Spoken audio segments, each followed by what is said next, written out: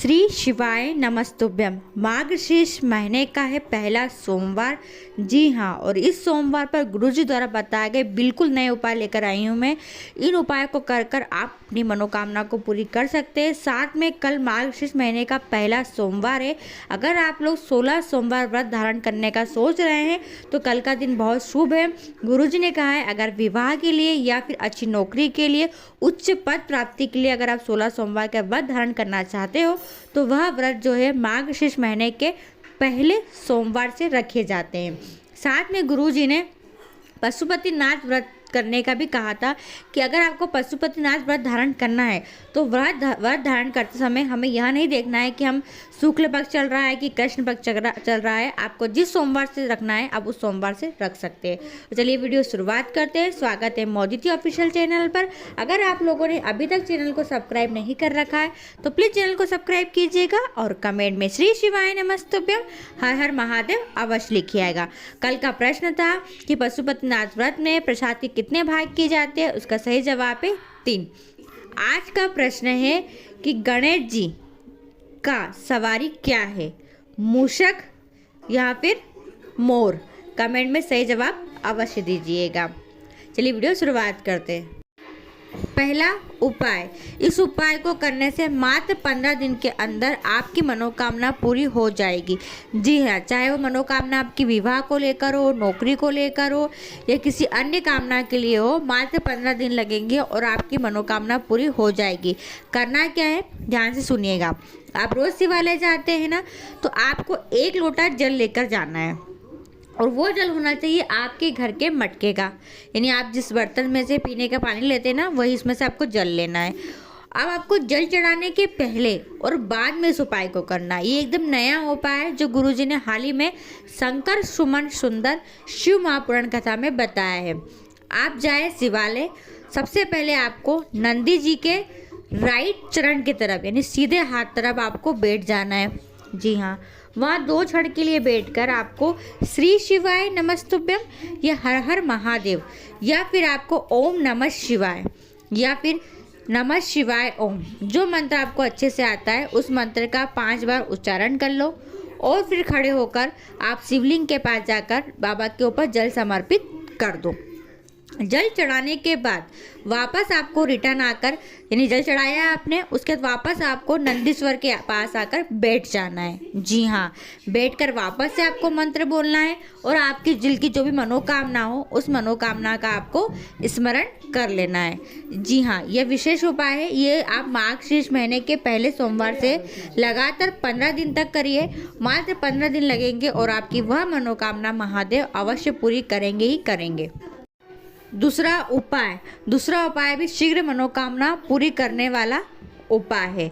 जी हाँ, इस उपाय को भी आप करके देखिएगा, आपकी मनोकामना बहुत ही जल्दी पूरी होगी। अतिशीघ्र महादेव आपकी मनोकामना पूरी करेंगे। गुरुजी ने कहा है दुख की घड़ियाँ समाप्त नहीं हो रही है, कोई कार्य की आपकी अटकलें खत्म नहीं हो रही है, वह कार्य आपका पूरा अगर नहीं हो पा रहा है, आप प्रयास करके थक चुके हो, हार चुके हो, तो इस उपाय को अवश्य करके देखिएगा। देखिए क्या करना है।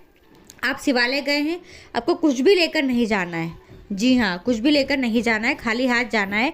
और शिवालय अगर आप गए हैं तो वहाँ आपको कहीं पर भी कनेर का पुष्प, जी हाँ, अब देखिए वीडियो में आपको उपाय समझाने के लिए मैंने इस उपाय में गेंदे के फूल का उपयोग किया है, पर आपको इस उपाय में कनेर के पुष्प का उपयोग करना है और वह पुष्प भी वही लेना है जो महादेव को पहले से समर्पित हो, चढ़ा हुआ हो। जी हाँ, बाबा को शिवलिंग पर या आसपास कहीं भी, जलाधारी में आसपास कहीं भी कनेर का पुष्प समर्पित हो, आपको उस पुष्प का उपयोग करना है। ठीक है, मैंने लिया है गेंदे का फूल, क्योंकि कनेर का पुष्प उस समय नहीं था, पर मैं चाह रही थी कि आपको उपाय अच्छे से समझा सकूं, इसलिए मैंने कनेर के पुष्प की जगह गेंदे का पुष्प का उपयोग किया है। ठीक है, देखिएगा, इस गेंदे के फूल को उठाया है मैंने। सबसे पहले गणेश जी के स्थान पर स्पर्श करा दिया। उसके लेफ्ट साइड आपको कार्तिक भगवान का स्थान होता है, वहाँ पर स्पर्श करा दिया। 2 जगह हमने स्पर्श करा दिया है। अब देखिए, अपन स्पर्श कराएंगे महादेव की सबसे छोटी पुत्री माँ अशोक सुंदरी के स्थान पर। तीसरा स्पर्श करा दिया। चौथा आपको शिवलिंग जहाँ रखी रहती है जी हाँ, यहाँ पर माँ पार्वती के हस्त कमल पर चौथा अपने को यहाँ पर स्पर्श कराना, इन्हें टच कराया और उठा लिया। अब पांचवा आपको शिवलिंग के ऊपर जहाँ जलाधारी बंधी रहती है, पर कुछ मंदिरों में गर्मी में जलाधारी बनती है। जहाँ मैं गई थी शिवालय, यहाँ पर भी ऊपर जलाधारी नहीं थी, तो वापस से शिवलिंग पर जलाधारी की पांचों कन्याओं का नाम लेकर जया, विषहरा, साम्रीवारी, दोतली और देव, इन पांचों कन्याओं का नाम लेकर शिवलिंग पर स्पर्श करा दीजिए। फिर इस पुष्प को आपको, जी हाँ, कनेर के पुष्प से ही करना है। इस पुष्प को आपको त्रिशूल के बीच वाली जगह पर, जहाँ त्रिशूल की तीनों नोक मिलती है, जैसा वीडियो में दिख रहा है, यहाँ पर स्पर्श करा देंगे। यहाँ पर स्पर्श कराने के बाद फिर आपको शिवलिंग के ऊपर समर्पित कर देना है कनेर का पुष्प। यह बहुत विशेष उपाय है। कोई भी कामना हो, बाबा 3 दिन लगेंगे और आपकी मनोकामना पूरी कर देंगे। ध्यान रखें, पुष्प पहले समर्पित हो, उसी पुष्प से उपाय करना है। ऐसा नहीं है कि आपने किसी को कह दिया कि आप चढ़ा दीजिए और आप कर दीजिए, ऐसा नहीं है। जिस शिवालय में पुष्प पहले समर्पित हो, उसी पुष्प का उपयोग करके इस उपाय को आपको करना है। तीसरा उपाय, यह उपाय है, जी हाँ, इस उपाय में मनोकामना जो पूरी करेंगे वह 9 निधियाँ अष्टयोगिनी आपकी सारी मनोकामना पूरी करेंगी। गुरुजी ने हाल ही की कथा में इस उपाय को बताया था। गुरुजी ने एक विशेष स्थान बताया है, जैसा कि आपको वीडियो में दिख रहा है।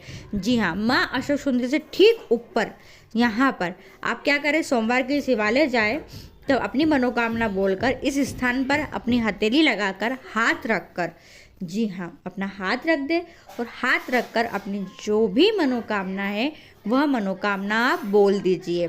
श्री शिवाय नमस्तुभ्यम मंत्र बोलिए और दिल की जो भी मनोकामना है वह बोल दीजिए। केवल इस विशेष स्थान पर जो होता है वह 9 निधियों का, 64 योगिनियों का, 8 नवनिधियों का स्थान होता है। वह महादेव तक आपकी बात पहुंचा देगी। ये जो विशेष स्थान है, आज तक आपने हर जगह स्पर्श किया होगा, पर महादेव के इस विशेष स्थान पर स्पर्श कर एक बार अपनी मनोकामना बोलकर अवश्य देखिएगा।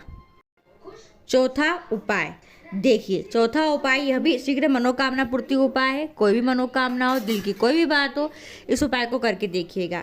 देखिए, गुरुजी ने बताया था कि जहाँ से जल बहकर नीचे गिरता है, जी हाँ, जल चढ़ाते हैं हम। जल चढ़ाने के बाद जो विशेष स्थान होता है, यह संपूर्ण देवी देवताओं का स्थान होता है। जी हाँ, संपूर्ण देवी देवता यहाँ पर विराजमान रहते हैं। इस स्थान पर आपको अपने सीधे हाथ की हथेली लगाना है और हथेली को 3 बार स्पर्श करना है। जैसे एक बार लगाया, श्री शिवाय नमस्तुभ्यम बोल दिया आपने, फिर दोबारा लगाया, फिर श्री शिवाय नमस्तुभ्यम बोल दिया, फिर तीसरी बार स्पर्श किया। ऐसे आपको 3 बार इस विशेष स्थान पर हथेली लगाकर अपने दिल से बाबा को अपने दिल की बात कह देना है। यकीन मानिएगा, बहुत सुंदर सा उपाय करके देखना, बाबा बहुत जल्दी अवश्य आपकी मनोकामना पूरी करेंगे। 5वां उपाय, यह उपाय है रोगों से मुक्ति पाने के लिए। जी हाँ, आपके घर में कोई व्यक्ति बहुत ज़्यादा बीमार है, तकलीफ में, परेशानी में, कष्ट में है, उसकी बीमारी दूर नहीं हो रही है, रोग समाप्त नहीं हो पा रहे हैं, तो रोग समाप्त करने वाला यह उपाय है। आपको लेना है एक बेलपत्री, जी हाँ, और उस बेलपत्री के नीचे की जो दोनों पत्तियाँ हैं, जी हाँ, इन दोनों पत्ती पर आपको लगाना है एक लाल चंदन की बिंदी। क्या लगाएंगे? एक लाल चंदन की बिंदिया, और उसके बाद इन्हीं दोनों पत्तियों पर एक समी पत्र भी आपको रख देना है। एक समी पत्र यहाँ रख दिया, एक समी पत्र यहाँ रख दिया, और रखकर उस बेलपत्र को आपको शिवलिंग पर जाकर समर्पित कर देना है। जी हाँ, शंकर सुमन सुंदर शिव महापुराण कथा में गुरुजी ने रोग मुक्ति के लिए विशेष उपाय बताया था। सारे दुख कष्ट तकलीफ दूर करने के लिए इस उपाय को बताया था। अवश्य कीजिएगा। वीडियो पसंद आए तो और लोगों तक जरूर शेयर कीजिएगा। श्री शिवाय नमस्तुभ्यम। हर हर महादेव। बोल बम का नारा है, बाबा एक सहारा है।